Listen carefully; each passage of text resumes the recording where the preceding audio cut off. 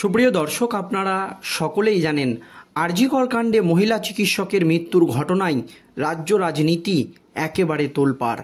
এই আবহে রাজ্যবাসী থেকে শুরু করে রাজ্যের প্রধান বিরোধী দল বিজেপি মুখ্যমন্ত্রী মমতা বন্দ্যোপাধ্যায়ের পদত্যাগের দাবি করেছেন।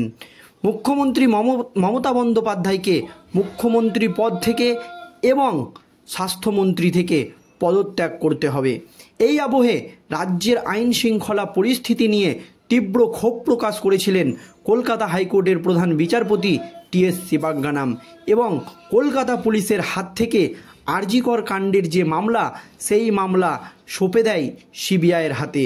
আর এরপরই বিস্ফোরক দাবি করলেন কলকাতা হাইকোর্টের প্রাক্তন বিচারপতি তথা তমলুক লোকসভা কেন্দ্রের বিজেপি সাংসদ অভিজিৎ গঙ্গোপাধ্যায়। তিনি দাবি করেন মমতার হাত থেকে মুখ্যমন্ত্রী পদ এবং স্বাস্থ্য দপ্তর কেড়ে বাংলায় ৩৫৬ ধারা জারি করতে হবে। এই মর্মে তিনি রাজ্যপাল সিবি আনন্দ বোসের সঙ্গে বৈঠক করেছেন। বৈঠক সদর্থক। এই নিয়ে একেবারে বাংলার রাজনীতি তোলপাড়। দর্শক, কি জানিয়েছেন অভিজিৎ গঙ্গোপাধ্যায় দেখুন। বাংলায় ৩৫৬ অনুচ্ছেদ প্রয়োগ নিয়ে রাজ্যপালের সঙ্গে দেখা করতে যান প্রাক্তন বিচারপতি তথা তমলুক লোকসভা কেন্দ্রের বিজেপি সাংসদ অভিজিৎ গঙ্গোপাধ্যায়।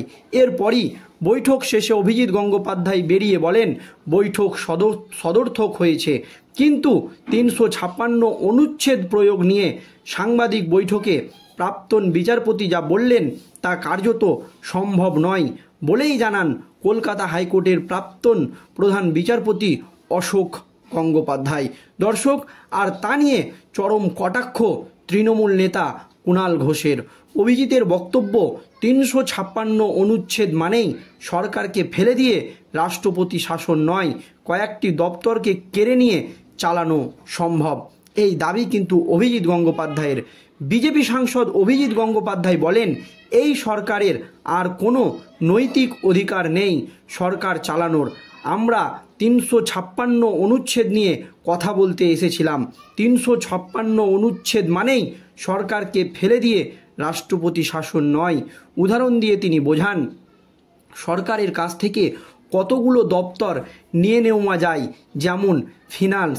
কারণ গত ২ বছরে এই সরকার অডিটর জেনারেল এর রিপোর্ট বিধানসভার টেবিলে দেয়নি বা করেনি।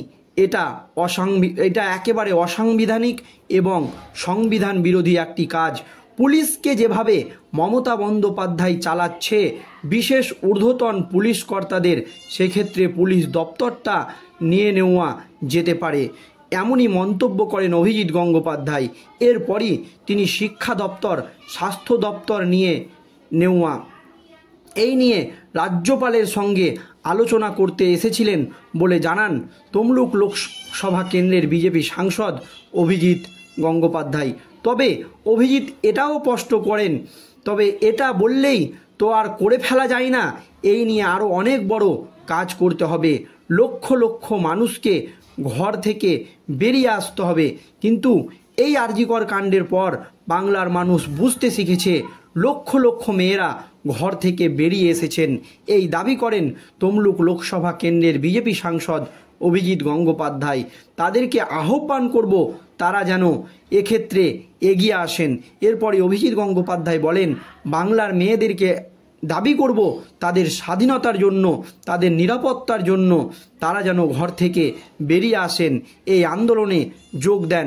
এই মন্তব্য করেন অভিজিৎ গঙ্গোপাধ্যায়। কিন্তু দর্শক, প্রশ্ন হচ্ছে, এইভাবে কি আদৌ ৩৫৬ ধারা প্রয়োগ করা যায়? এইভাবে কি বাংলায় ৩৫৬ ধারা প্রয়োগ করা যাবে? প্রশ্ন করা হয়েছিল সুপ্রিম কোর্টের প্রাক্তন বিচারপতি অশোক গঙ্গোপাধ্যায়কে।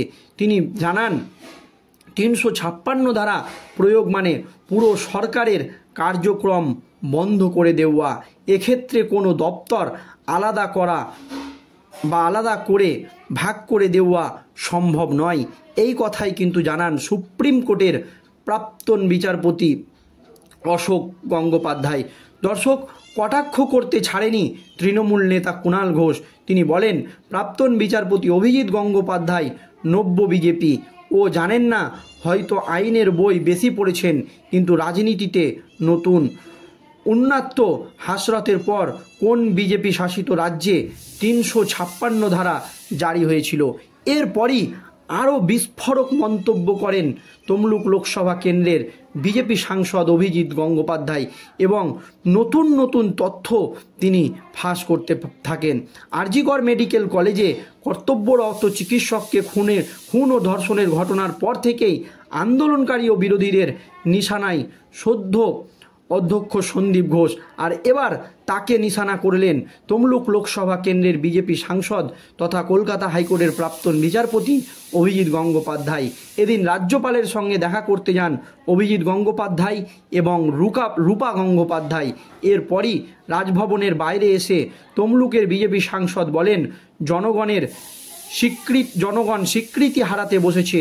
সরকার বিভিন্ন অপরাধের মাধ্যমে সেই সরকারকে সরিয়ে দিতে হবে। এই বিষয়ে আলোচনা হয়েছে, তা অত্যন্ত সদর্থক হয়েছে। আর জিকরের প্রাক্তন অধ্যক্ষ সন্দীপ ঘোষ প্রসঙ্গে রীতিমতো বিস্ফোরক মন্তব্য করেন অভিজিৎ গঙ্গোপাধ্যায়। তিনি বলেন, উনি তো প্রিন্সিপাল মহাগুরু, তার ভূমিকায় তো আছেন। এখন তো শোনা যাচ্ছে মেয়েটিকে যে ঘরে হত্যা করা হয়েছিল সেই ঘর থেকে সরিয়ে এনে পাশের ঘরে রাখা হয়েছিল। সন্দীপ ঘোষ এবং অন্যান্য মহাগুরুরা সেই মৃতদেহ রাখা হয়েছিল যে অবস্থায় সেই ঘরে বসেই মিটিং ইত্যাদি করা হয়েছিল। যদিও এসব কথা শোনা যায়, এই শোনা কথার সত্যতা প্রকাশ পাবে সিবিআই রিপোর্ট জমার পর, কারণ তারা জিজ্ঞাসাবাদ করছে। এই মন্তব্য করেন অভিজিৎ গঙ্গোপাধ্যায়। অন্যদিকে বিজেপি নেত্রী রূপা গঙ্গোপাধ্যায়ের কথায় স্বাধীনতার মধ্যরাতে মহিলারা রাস্তায় নেমে প্রমাণ করেছেন এই সরকার যেভাবে ঘটনা ঝামাচাপা দিচ্ছে তা বুঝতে কারোর বাকি নেই। মুখ্যমন্ত্রী যে এই ঘৃণ্য কাজ করছে তা কেন আড়াল করছেন? অধ্যক্ষকে আরেক জায়গায় পোস্টিং দিয়ে দিলেন। স্বাস্থ্য ও পুলিশ দপ্তরের দুটোই ফল। রুটম্যাপ তৈরি করে আরজিকর অশান্তি করেন, তথ্য প্রমাণ ধ্বংসের জন্য এই কাজ করেছেন, এমনই মন্তব্য করেন রূপা গঙ্গোপাধ্যায়। এইদিকে আজ সন্দীপ ঘোষকে প্রভাবশালী বলেন প্রধান বিচারপতি।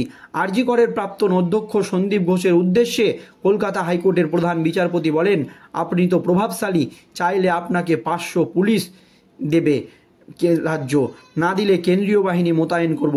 নিরাপত্তা চেয়ে মামলা করায় অন্যদিকে আজ নাটকীয়ভাবে মাঝ রাস্তা থেকে সন্দীপ ঘোষকে সিজিও কমপ্লেক্সে নিয়ে যায় সিবিআই। চলছে জিজ্ঞাসাবাদ। আর এই আবহে প্রাক্তন বিচারপতি তথা তমলুক লোকসভা কেন্দ্রের বিজেপি সাংসদ অভিজিৎ গঙ্গোপাধ্যায় রাজ্যপালের সঙ্গে বৈঠক করলেন বাংলায় ৩৫৬ ধারা জারি নিয়ে, এবং তিনি বললেন বৈঠক সদর্থক হয়েছে। দর্শক, এই নিয়ে আপনাদের মতামত অবশ্যই কমেন্টে জানাবেন। ভিডিওটি শেষ পর্যন্ত ধৈর্য সহকারে দেখার জন্য আপনাদের সকলকে অসংখ্য ধন্যবাদ।